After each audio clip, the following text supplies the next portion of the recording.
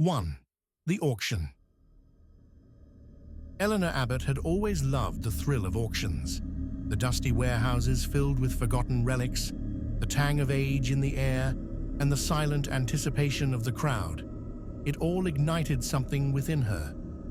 As a seasoned collector of rare and obscure art, she had an eye for masterpieces hidden among the mundane. When she heard about the estate auction of a reclusive artist named Victor Eldridge, she couldn't resist. Eldridge had vanished without a trace over 20 years ago, leaving behind a legacy of only a few known works.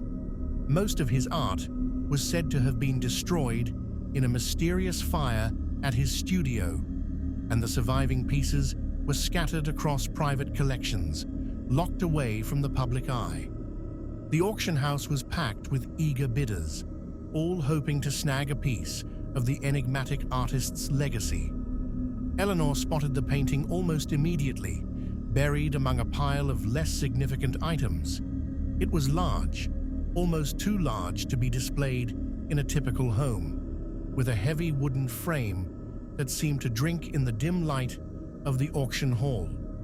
The image itself was arresting, a bleak landscape of twisted trees and a sky heavy with the threat of a storm. In the foreground, there was a dark figure, vaguely human in shape, yet unnervingly indistinct, as if it were melting into the background.